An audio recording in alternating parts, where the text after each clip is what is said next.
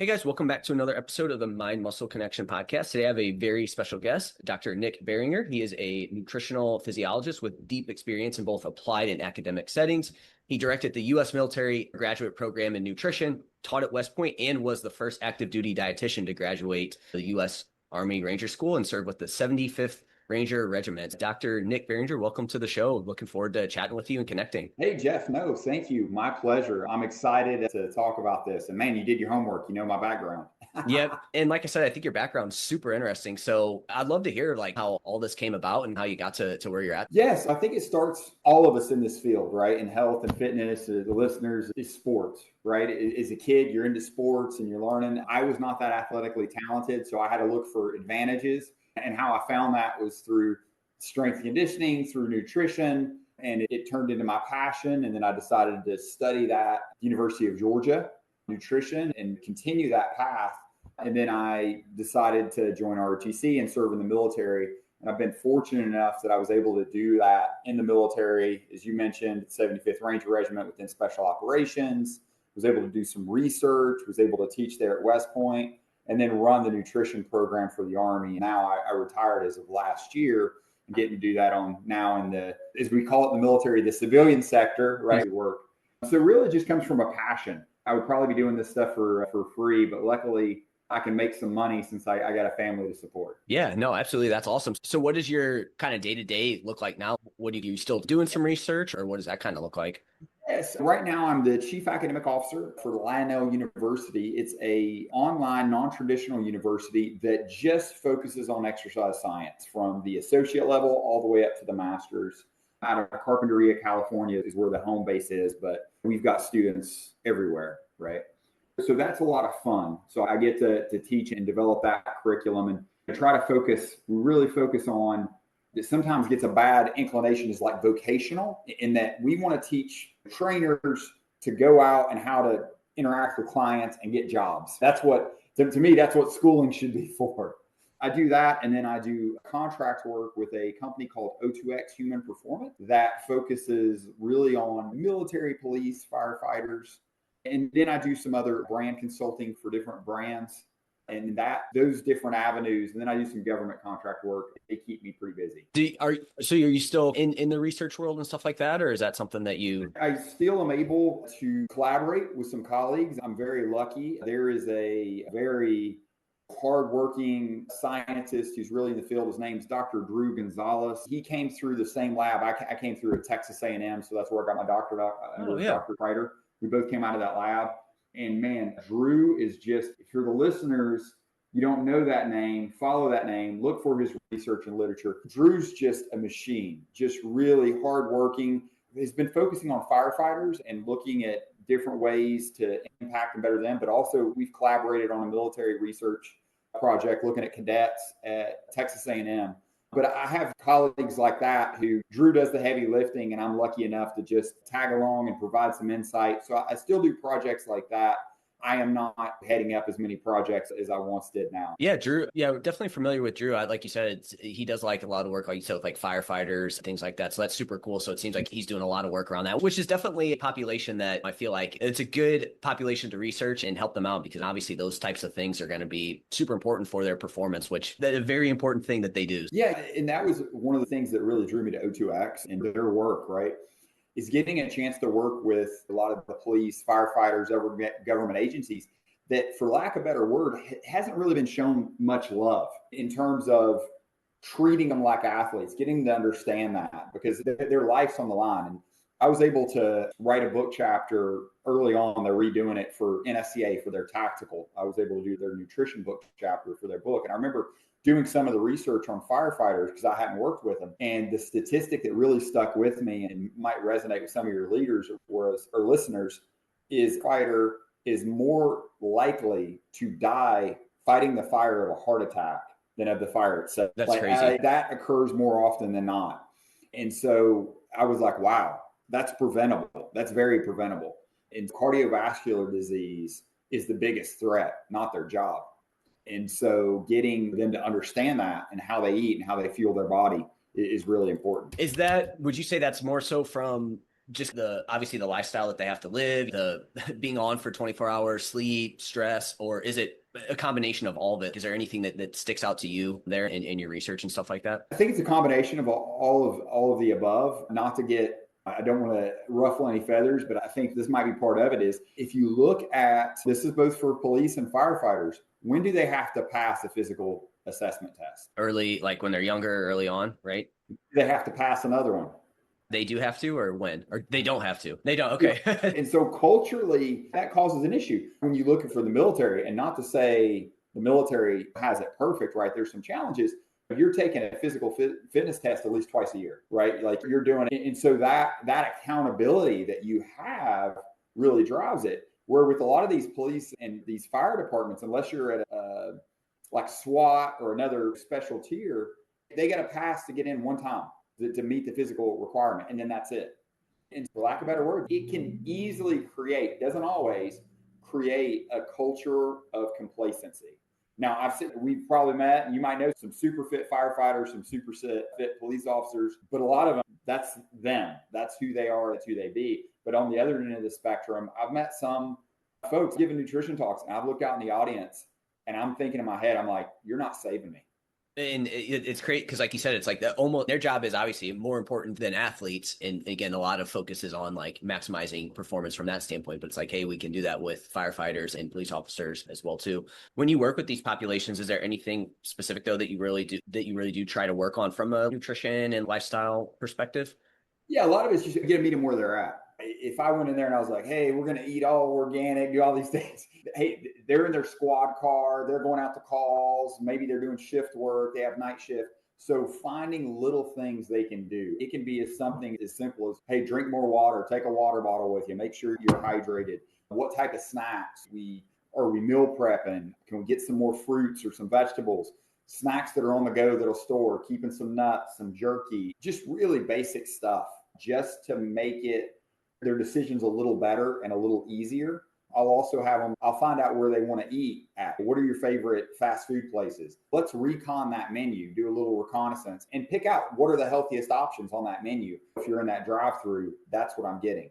So it's really basic stuff like that. What about from like a circadian rhythm standpoint? That's another thing that's probably, especially with firefighters, I'm sure is just because a lot of them are probably like 24 hours, 48 hours. Is there anything specifically there or anything like that? Yeah, sleep's important. And what's nice when I do work with O2X is they bring in sleep specialists to talk to them about sleep.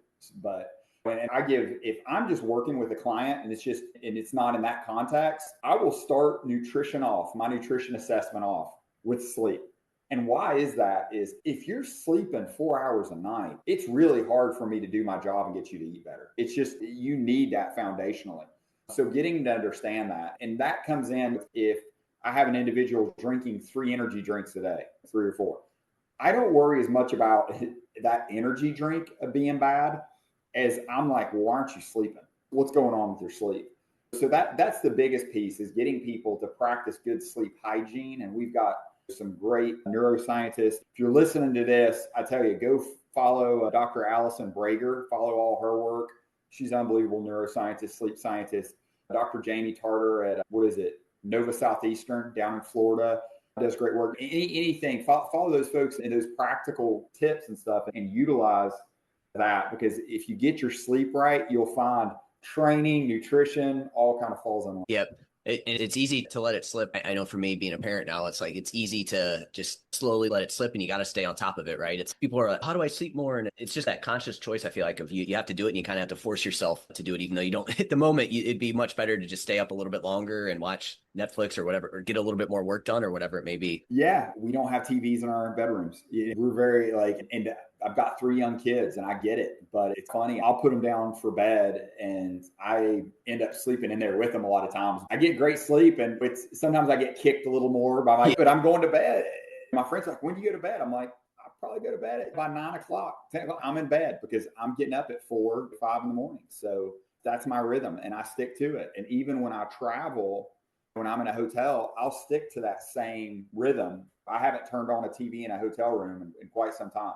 And it's just because I know I got to stick that habit, because then that makes it easier for me transition time zones and be more effective, et cetera. Yeah, the TV is definitely a big one. That's when I when I talk to clients about it, that seems to be a big one where it's, man, TV in the bedroom is definitely going to impact your sleep. And I think recently, I think it was like Andy Galpin and a couple like Tommy Wood and a couple of those people, Greg Potter and stuff came out with a paper on like the sleep environment. And one of it was like the screens weren't necessarily like a huge issue from like a sleep quality perspective, but it was more so the stimulant and like you're procrastinating going to sleep essentially are the big things. And then I think it said in there too that like getting some sunlight throughout the day can also help offset some of those issues there. So it's not necessarily the screen, it's the procrastination and the stimulus that is going to be the big issue with the sleep. Yeah. It's not blue light and all that is the biggest concern. Is it's just you're doing other things besides preparing your body to sleep. So for you, what are some maybe big, like any research that you've been involved in that you've really enjoyed or that's been like super interesting for you or anything like that over the years?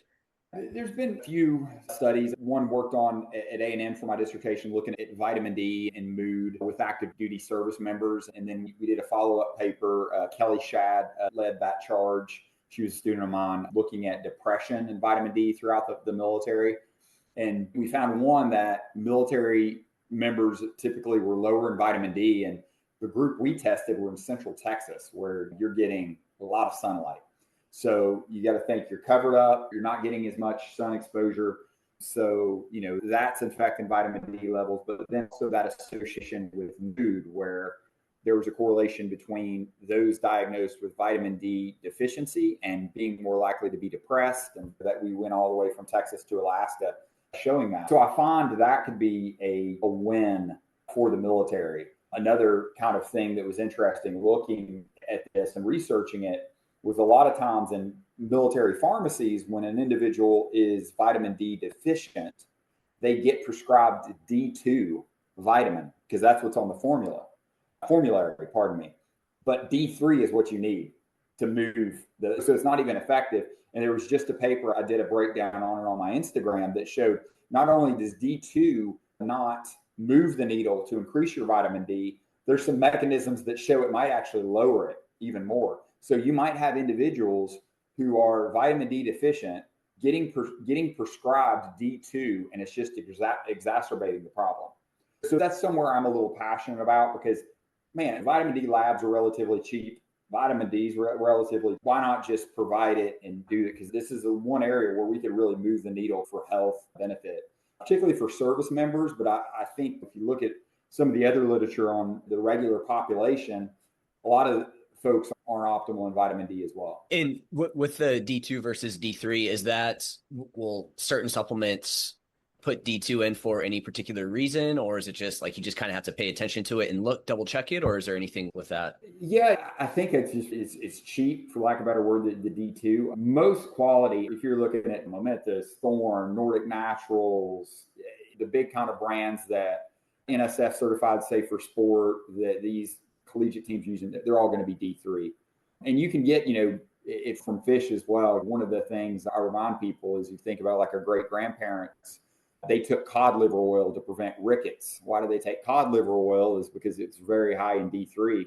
So you can get a bonus on some fish oils because you can get both just eating more fatty fish, because not only are you getting the eicosapentaenoic acid and docosahexaenoic acid, the EPA and DHA from the fish, but you're also getting that vitamin D. Is supplementation typically the route that you would have, again, people in the service and stuff like that go? Or is it like, hey, try and find some time to get out in the sun? Or again, I would imagine that it's a practical thing that's the issue there with that and during certain times of year and things. But yeah, the easiest way is just the supplementation. Get it back up, especially depending on how low the individual is. If they're deficient, just supplement, get them back. Because again, we have vitamin D receptors in our muscle. We have vitamin D receptors in our brain.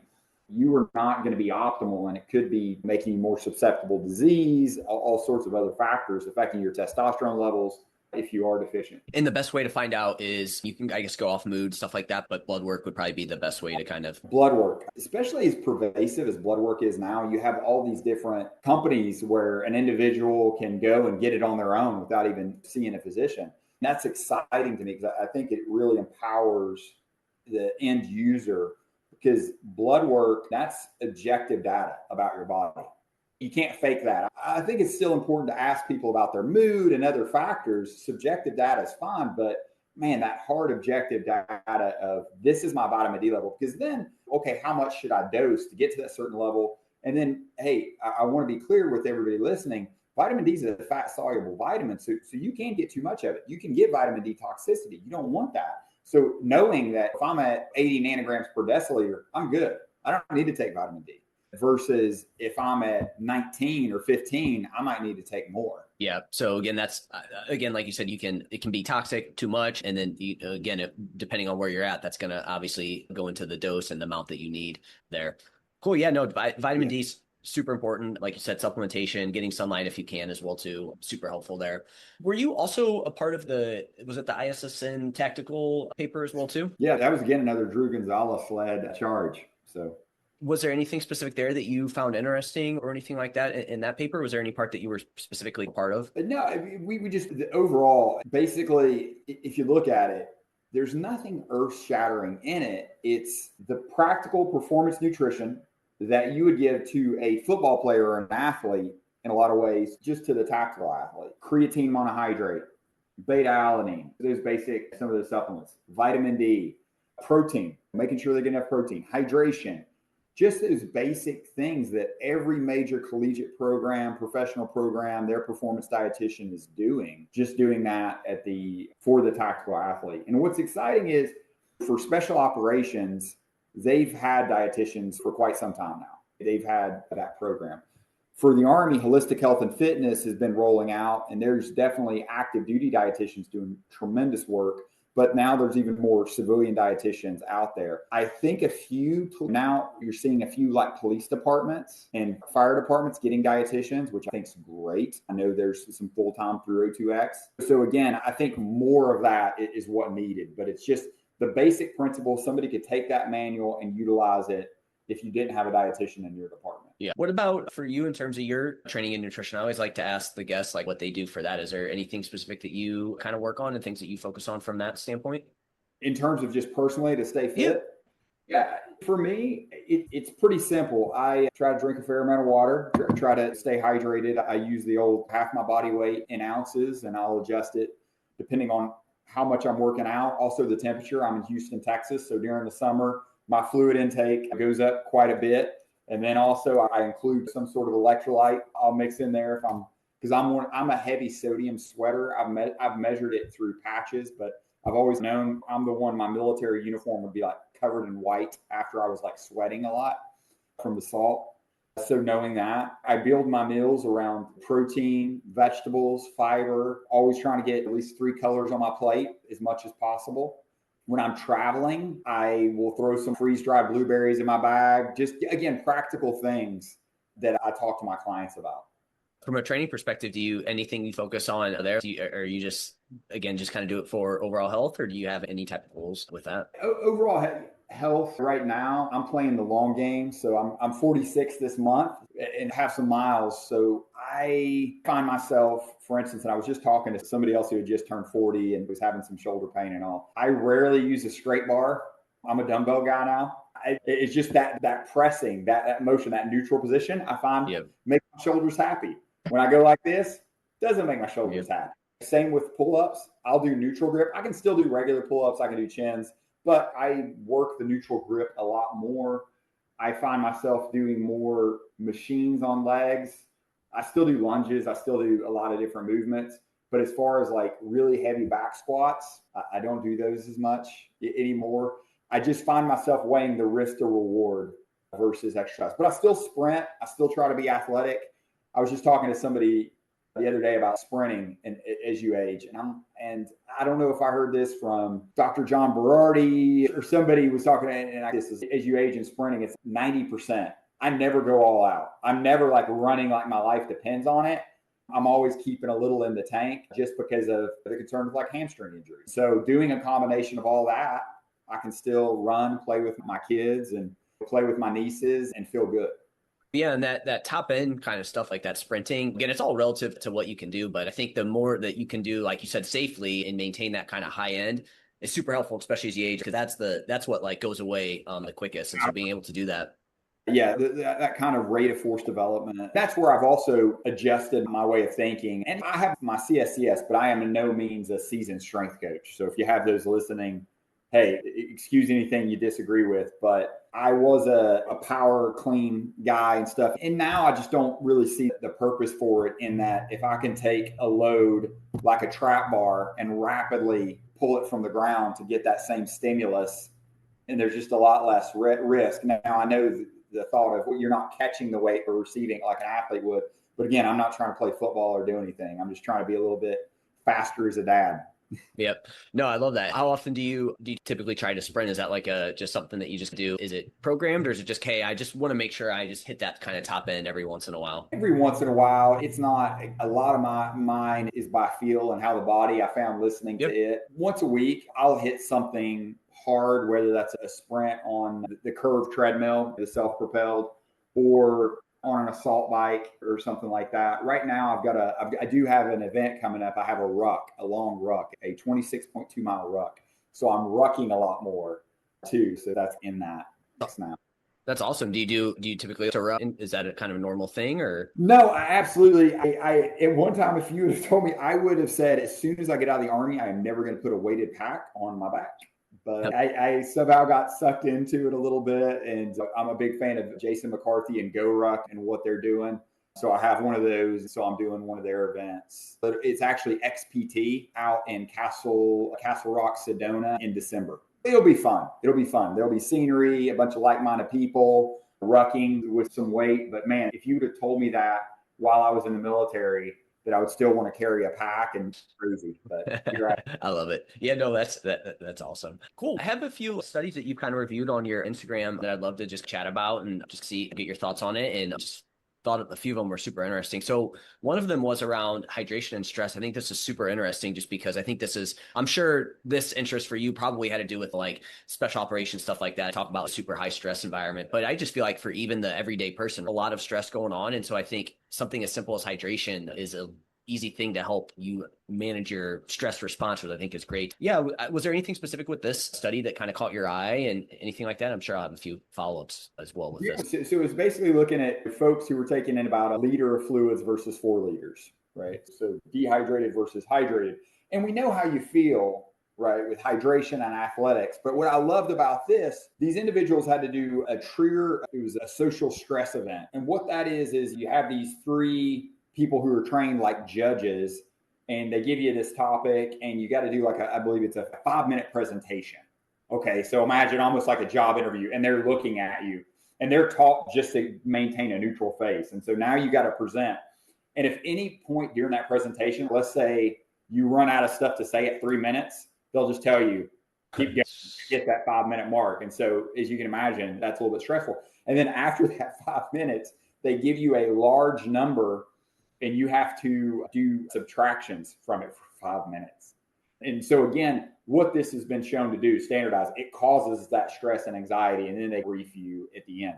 But while this is going on, I should say, you have an IV and they're getting blood to look at this. And so what they looked at during this was cortisol, your stress response. When they found that individuals were exposed to the same stress, but when you had 4 liters of fluid, you released less cortisol. And for me, that was really exciting, because not only for military, for police, all like that, but imagine just your office worker.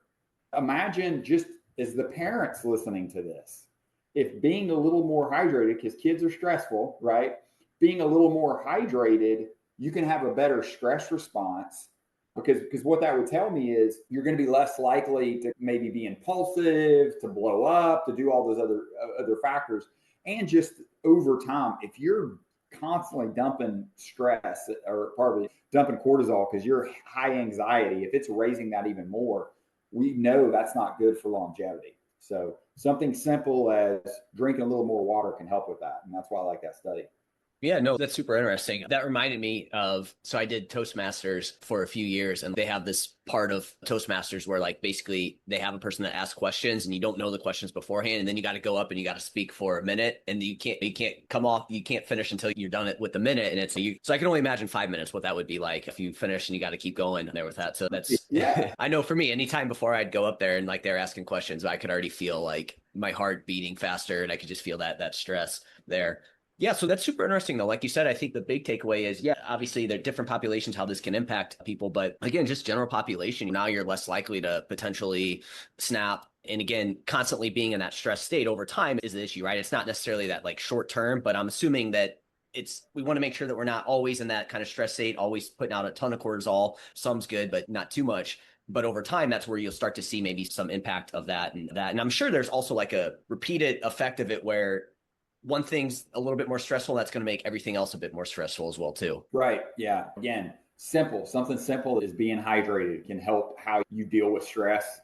As a dietitian, I love that because we're always telling people to drink more water for other reasons, right? But that in particular was really good because that resonated with my office worker clients. Person who sits in front of a computer that I can't sell them on the whole sweat rate, they need to stay hydrated or muscle cramps or things like that. This was an easy way to sell them.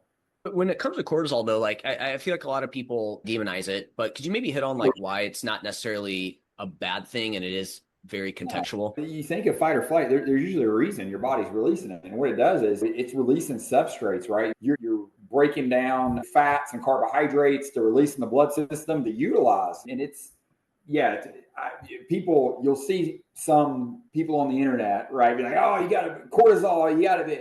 Yeah, I want to be clear. We did a paper with looking at combatives when cadets were getting in fights when I was at West Point, and controlled fights, right? It's controlled environment like that. But the cortisol response, those with higher cortisol response actually did better. They were getting ready. They were more. So there is an advantageous, like when you got to do something, you want that cortisol response. If you have a blunted cortisol response and like you need to perform, that's not good. So yeah, cortisol is an evil. But if you're just doing a daily task or work or something like that, and you're getting this, like you're about to get into a fight and you're not getting into a fight, that's not good. Is this something that you feel like over time could impact body composition change for a lot of people that are looking to, maybe they feel like they're stuck from that standpoint? Is this something that you feel like if you have a high stress response to everything, this could impact body comp over time? It could affect muscle growth, maybe, but it would be all speculative kind of that. I couldn't say definitively. Obviously, if you have more cortisol constantly, you're going to be more catabolic. It's going to be harder to grow muscle. But also, eventually, you're going to get some probably immune suppression and other things sick. It's just not a good way to live your life. Yeah. So I think the takeaway for people is, hey, if you're feeling stressed, like definitely check your hydration. And then even from a performance standpoint, we know that even just a little bit of dehydration from that standpoint can also really impact your training performance and probably blood volume, right? So that's going to affect heart rate, all those other factors. What are some things that you tell people to look at from like how would they know if they're hydrated? Because is there anything specific you try to aim for there or anything like that? Urine, like a light straw color, is really easy. Right. And most people see when they go to the bathroom. Now I realize if you're urinating in a toilet, there's already some water in there. So that can make a lighter color. I also like to use scales, just have people weigh themselves before and after if they're doing like athletic events. So your sweat, how much is lost during sweat. And then, okay, for every pound I lose, drink 16 to 20 ounces. Because I feel like when it comes to hydration, people tend to think it is just water. And obviously there's a ton of benefit to being like, all right, let's switch to water, like for most things, right? We don't want to be drinking a ton of our calories, but I think a lot of people forget that they do get hydrated from other things, right? If you do enjoy like a diet soda or something like that, it's okay. That probably is that the best choice, but it's going to be hydration, right? And then even like food as well too. Food, coffee, but again, even coffee is not that, it's not like that. It's that caffeine is just potent diuretic. It's mild. So you get hydrated off coffee. It's not a challenge. I don't think you should, but you're getting some fluid from that.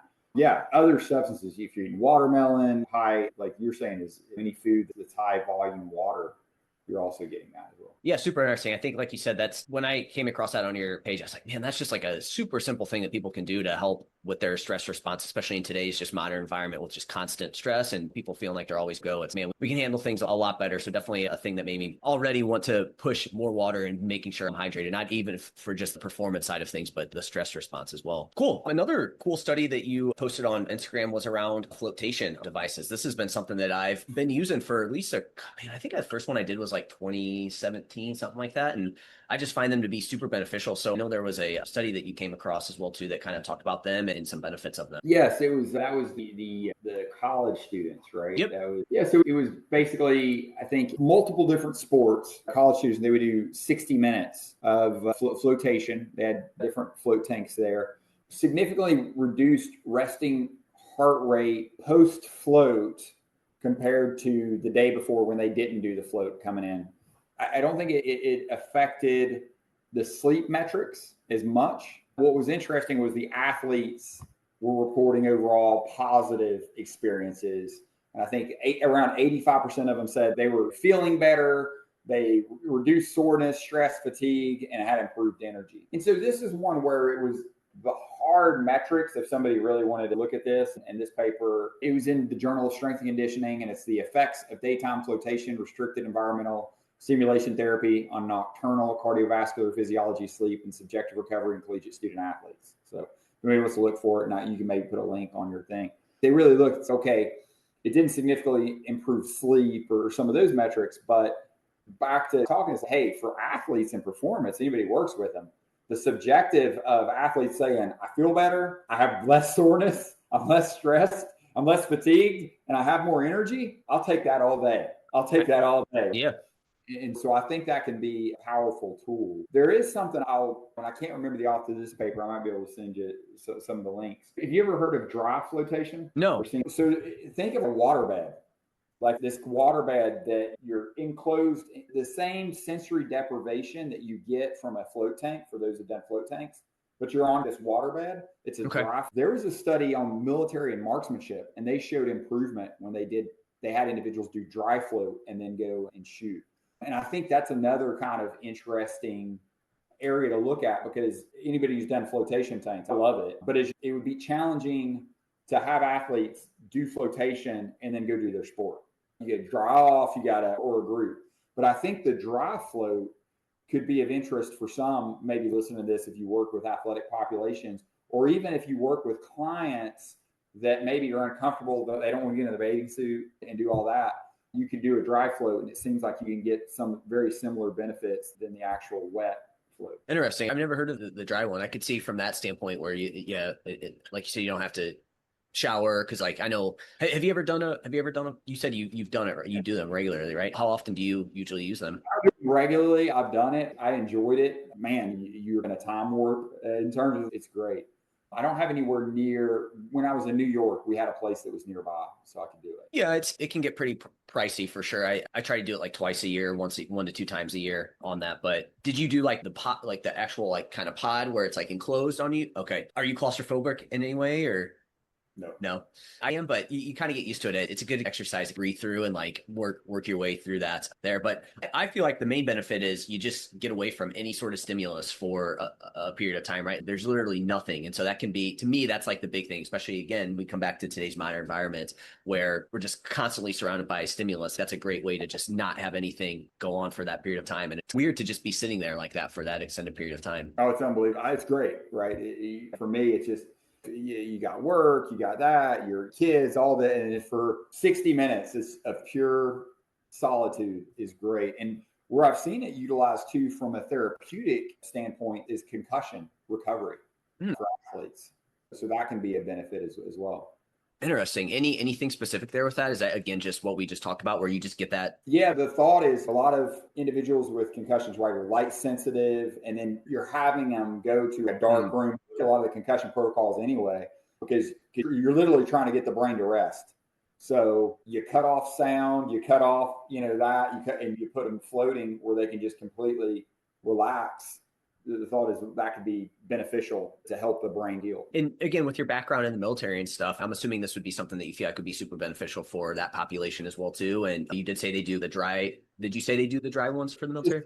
Study some years back. It's not regularly done, but they did a dry float study. I do know of certain special operations units that have float tanks and utilize them. And that's pretty easy to just bring around. Like you could bring around like that, or do you have to? Because practically speaking, I feel like it wouldn't be super efficient from that, but maybe I'm wrong on it. No, that's why it's one, budget for people to afford, for the units to afford that. And then two, it's going to be the smaller, more specialized units that are going to have access to that, because you're not going to crank 4,000 soldiers through a couple of float tanks, a lot of float tanks. And that's where, if it was going to be done at scale, like if I was in charge unit and they're like, okay, we want to get a benefit, I would probably look at the dry float option and just be like, all right, we're going to have our Clorox wipes laid out. So you just wipe it down after you go each individual, and you could actually crank through some probably decent numbers.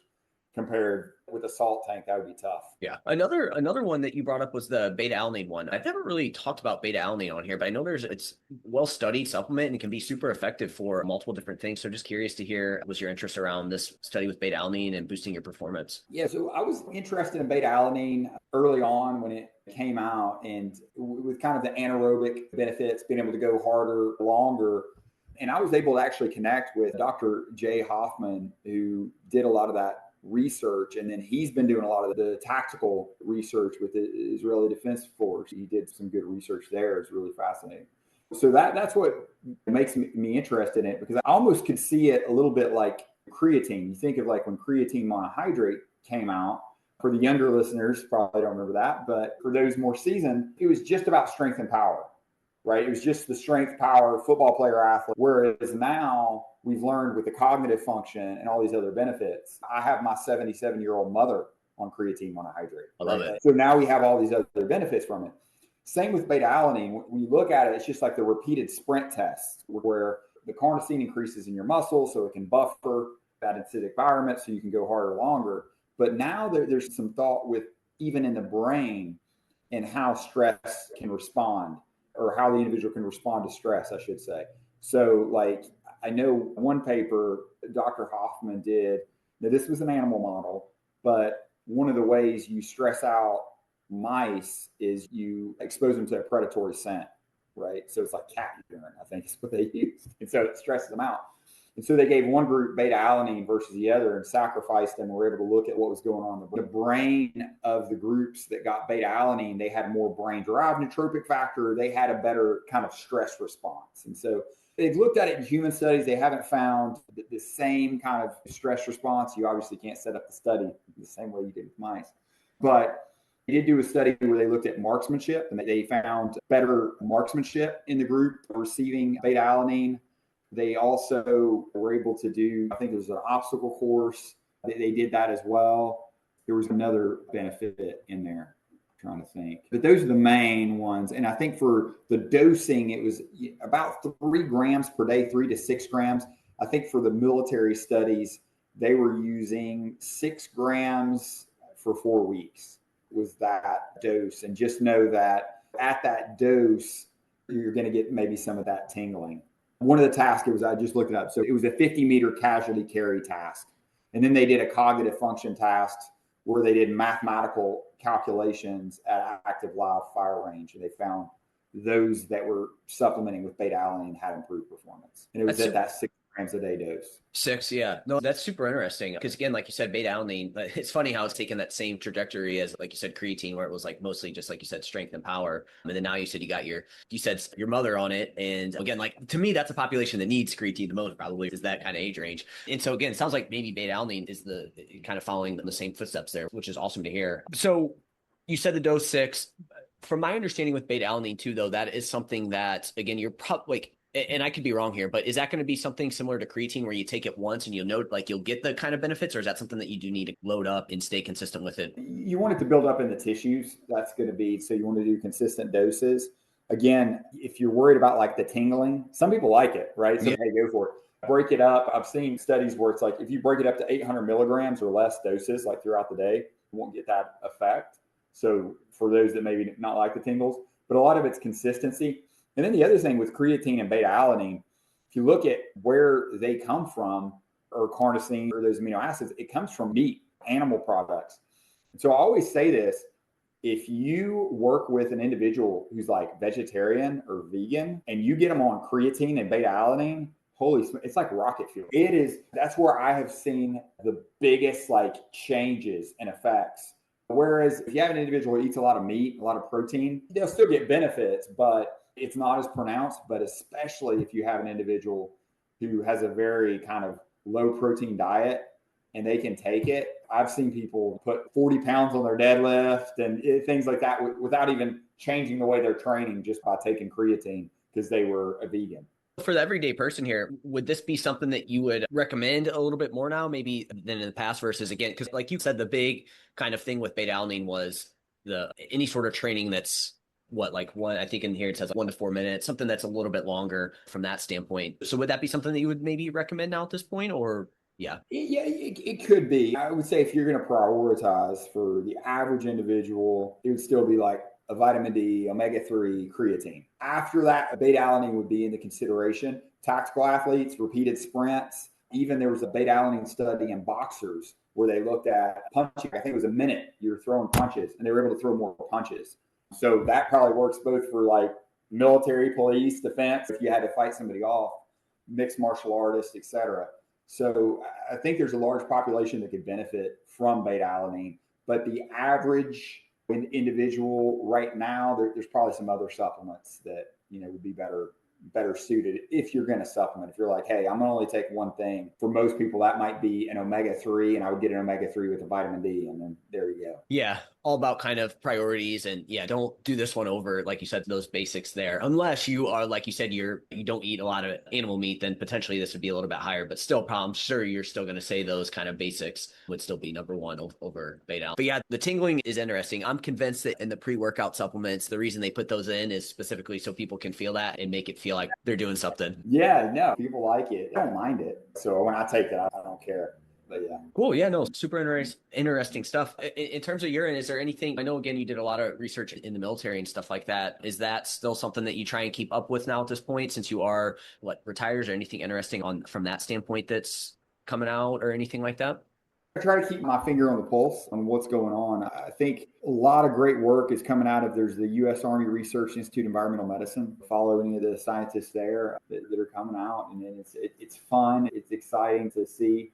There's not one particular paper that I would say right now. Actually, I will say, and it's a bit of a nerd reach, but they're looking at extracellular vesicles. Dr. Megan and William, they did some research. They were at a pit, and Will's an active duty dietitian, but they were looking at extracellular vesicles and what they're finding. So that's like the packaging, the signals in our blood. One of the things, like a little UPS package that can be sent to a cell and tell it to do certain things. But what they're finding was interesting is there's these different stressors. And when they look at stressors and you look at things like cortisol and other kind of stress responses, they had this, Megan in particular had a study. It was a resiliency test. And so they had people who were either high resilient or low resilient and exposed them to stress. And if you look at the typical cortisol blood markers and things like that, you couldn't tell any difference. It was like physiologically, the stress response was the same, which was interesting because the psychological profile showed, no, this group's high resilient, this group's low resilient. But when they looked at the extracellular vesicles, and I can't remember the exact specific ones, but there was a difference. And so there was actually this profile for this higher resilient person. And there's been similar stuff with even like blasts and other things that I think is interesting and exciting, because now we can get this kind of fingerprint you could have on an athlete who's less resilient. And I'm not saying that's the athlete you cut or don't use or individual, but then could we close the gap? Could we start moving the needle to make that individual more resilient and follow that, those markers? Or can we dig more into those markers and find areas to do action on through nutrition, through other interventions to, again, improve that resiliency?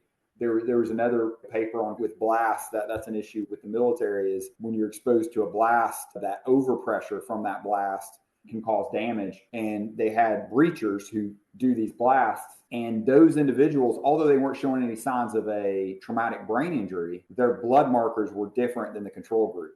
So again, there was this basically fingerprint of, hey, this person's getting exposed to these blasts. And that's what excites me, is these tests now can catch this stuff earlier on until we go down the road. And that could be used in maybe kids playing concussive sports and other things. And so that type of research really excites me, to keep people healthy for what we call in the military being left of the bang before the bad stuff happens. So it sounds, with this kind of research and stuff and finding these things out, like you said, you will be able to potentially see if somebody is maybe a little bit more stress resilient versus not. And that's going to allow you to maybe, like you said, come up with some sort of plan or something like that to help them become more resilient. Or like you said, don't cut someone, but you have an idea of if they are going to maybe be able to handle a bit more stress in general and stuff like that through this. Yeah, it might be load. It might be, again, as the coach, it gives you another tool to use to either increase or decrease. And then same for that individual. So I look at a lot of this stuff, these biomarkers and things like that. I don't think we should ever be assessing and selecting people just based off their biomarkers. There's other stuff, right? There's other measures of the story. I do like the idea of at least being able to track and see where they are, and then having the opportunity to influence those to make them more resilient and more successful. And do you find that, again, from a stress resiliency standpoint, it is a kind of genetic type thing? What is that? What do you think of that? I don't know if I'm qualified to say. I would have to look. I don't know if there's genetics. I don't know if there's blood markers. There's a lot of environmental stuff just from my subjective. People who have a habit of doing hard things are pretty resilient. Now, the whole chicken or the egg, are they resilient? So those are the people that choose hard things. I don't know, but there seems to be, and I think there's some good literature with that stress inoculation. And I would love to see that dug into a little deeper. That's why I think with the military, combatives is so powerful and doesn't get enough credit. It's not just about teaching people how to fight, but so many individuals, what I saw at West Point, and Matt Larson, who's the head of the combatives there, does a great job of this, is looking at it is you get so many people who've never been punched in the face, which is a good thing, right? And have never been in a conflict like that, like a fight where you're trying to choke somebody, et cetera. And now you put them in it. And there is this big stress response that you'll see at the beginning of the course. But then as the course goes on, I've never been part of any course where sometimes a different individual walked out of that course than came in it over a semester. Because again, you have that individual who's never been in a fight, never wanted to be in a fight, normally never be in a fight, and now they have to be in a fight. They have to be in that conflict, and they do it and they get through it. And now that confidence that they have, I can't help but think is going to carry on in other tasks they go do. Yeah. So again, that, like you said, the stress inoculation, where you just slowly build that stress, you get exposure to it. Like you said, do hard things within reason. That's what's going to build up that resiliency over time. Yeah. And to be clear, it's an extremely enclosed or controlled environment. Like even with the combatives, it's not like we take a brand new cadet and we just like, all right, it's like Fight Club. It's like you start off with these parameters, these very controlled parameters that you can utilize, whether it's just positioning, pummeling and positioning. And then slowly you work into the final where, okay, now we can slap each other in the face and go for certain submissions and just that control parameter. So people aren't getting hurt, right? It's very safe, but you're still getting that stress response. So again, that would be the same for if it's a race or a run or a ruck. It's like you said, it's still staying within the parameters. We don't want to injure people. That's right for you. And that might be a 5K for some people, and it might be a 50K for others. And as we learned today, being hydrated is the easy thing that you can do to also increase your stress response as well too, or lower your stress response to things, which in turn to me would help increase your stress resiliency. Yes. Cool, Nick. Really appreciate your time. Is there anything that you have coming out or anything coming up from you that you want to let the audience know about or anything like that? And then where can they find you? Yeah, nothing coming up just yet. You can find me on drnickbarringer.com. That is my website. And I always have to look up my Instagram handle because I can never remember it. I'm bad at that. No, nick.phd.rdn. That's where I do the breakdown of the studies. And then again, on drnickbarringer.com, you can reach out, send me a message if you've got any questions. But I'm always happy to chat nutrition and human performance. Yeah, super fun. A lot of interesting stuff in here. And man, we'll definitely have to get you back on again in the future. And thanks for coming on. Really appreciate your time. We'll talk to you soon. Yeah, thank you so much, Jeff. Have a great day.